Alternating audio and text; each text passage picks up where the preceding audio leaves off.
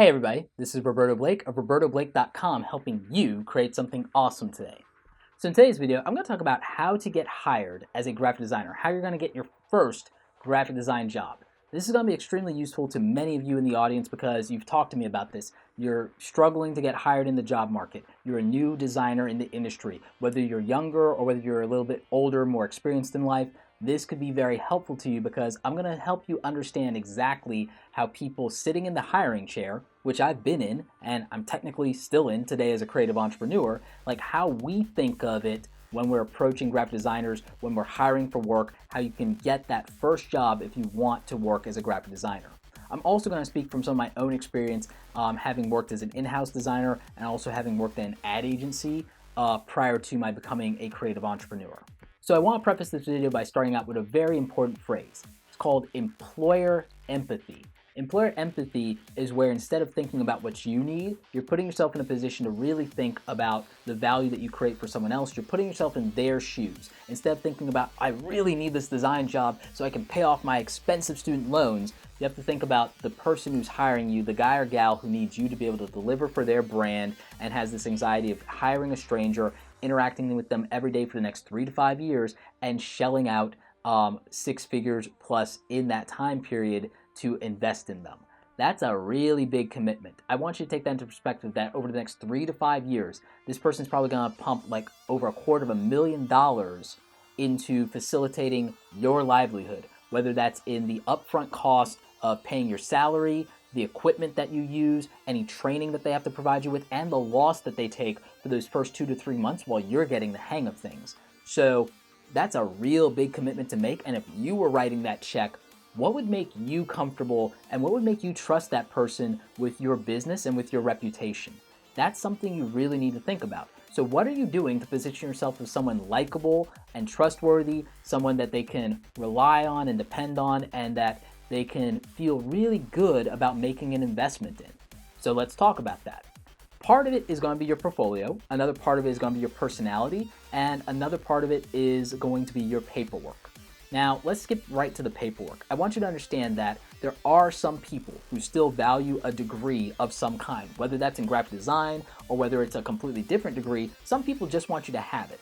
Now, this is going to shift and change because, frankly, in hiring, I could care less about your degree because, in my opinion, you could just show up, or you could lie about it, or you could fake that paperwork. The CEO of Yahoo prior to Marissa Mayer faked their resume and what their degree was in for a long time before they got fired for it. So I don't trust that, and I'm not really interested in that. What I am interested in is the portfolio and the personality, because that's going to show me how you execute, and then more importantly, who I'm dealing with, who I'm entrusting my brand, who I'm entrusting my clients, who I'm entrusting my livelihood to as a partner that's going to be working with me day in and day out, and that I'm going to be relying on to hold me accountable as an employer and a boss to make sure I'm making the right decisions. So that's a real big deal when it comes down to it. And in my mind, that's so much more important, the person and the execution, than the paperwork. You can't really fake the funk when it comes to who you are, and it's really hard to fake the funk when it comes to your execution and your body of work. Sure, there are people who kind of fake their portfolios all the time, but that's why more and more companies and businesses are actually doing live testing, or they want to have referrals and they want to have testimonials from people that you've worked with in the past. Even if you're a new graphic designer, you should have references from people that you've done freelance work with or that you've volunteered with, because that's going to matter, because no one wants to be the first person to have to go out on a limb and trust you to do this thing. They need to see, well, who else has done that? That's going to be helpful. And so many of you are so resistant to the idea of doing any work for free, whether it's volunteering with a charity or whether it's working even with family and friends for free, that you're not giving yourself a real shot at getting paid for your work by having those references and having credibility. So I really want you to think about that. The other thing is your portfolio and your body of work. A lot of you are presenting student work only, which again doesn't really speak to the realities of working for a real business. You're not going to have 2 weeks to do a project. You're going to have 2 hours. So really think about that, and that's why those real world projects and real client work matters, because we need to know that you can do things on a deadline, that you can be accountable, and that you can show up and do the work when there are real stakes and not just a letter grade on the line here. Remember, this is a business. So if you keep those things in mind, that's going to be helpful. And that might sound very rudimentary or like obvious to you guys, but like some people are really overlooking and overthinking this, because like I remember interviewing designers from some of the best schools in the world when I worked at ad agency. And the reality is that, you know, their work was good, it was okay, and they had the paperwork, and their personalities were, you know, just fine for the day-to-day work, but they lacked in any kind of confidence in talking about their work. And when we asked them specific questions about their workflow, or what tools they would use to accomplish something, or whether they knew certain techniques or skills, they got very uncomfortable very quickly, and they couldn't answer those questions. Whereas when we asked freelancers without college degrees that had, in a lot of cases, much better work, the reality is they were much more comfortable to answer those questions because they were in the habit of justifying their work to clients and taking money and asking for money. They also, in the interview, asked for higher salaries than people who had a degree, which is interesting because we've been taught and conditioned to believe that degrees guarantee us better salaries and better job opportunities.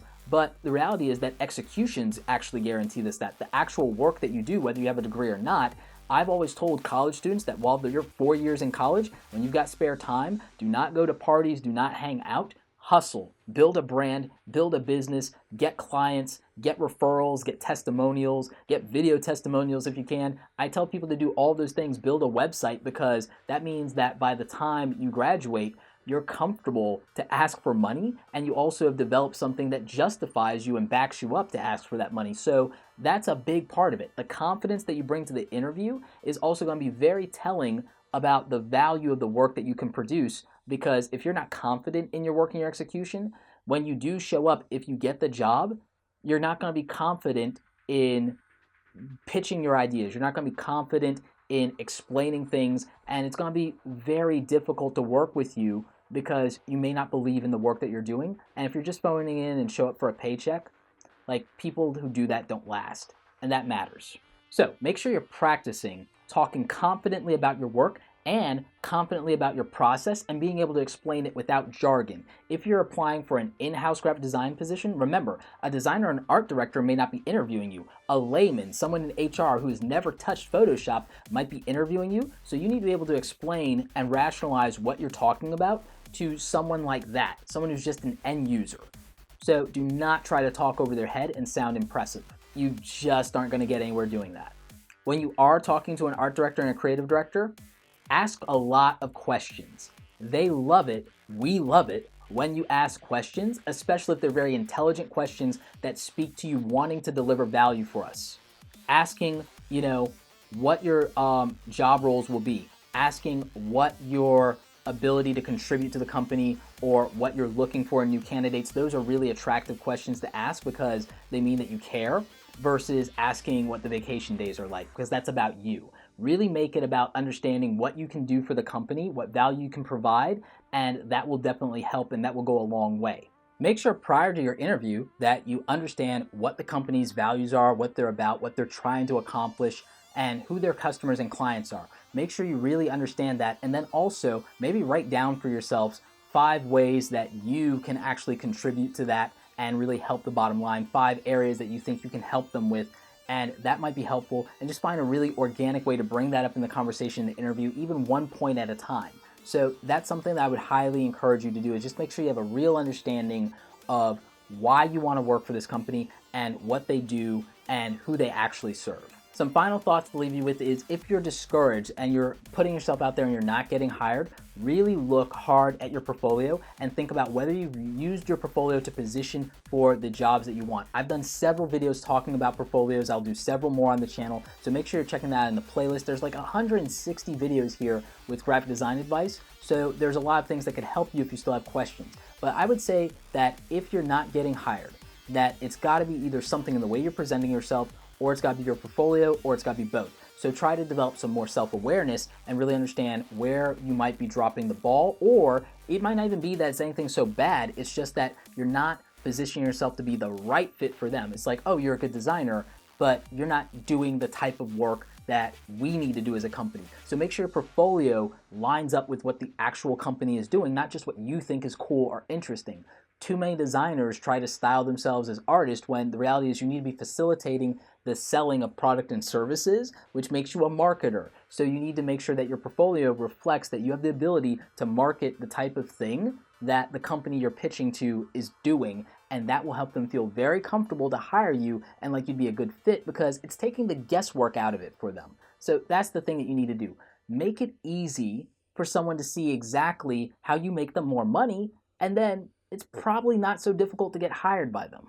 Anyway, I hope you guys found this video helpful. If you still have questions, leave those in the comment section. I'll try and answer as many of them as I can. Anyway, like this video if you like it. Don't forget to subscribe. Check out the other awesome content on the channel. You know what? If you found this helpful, share it with a friend.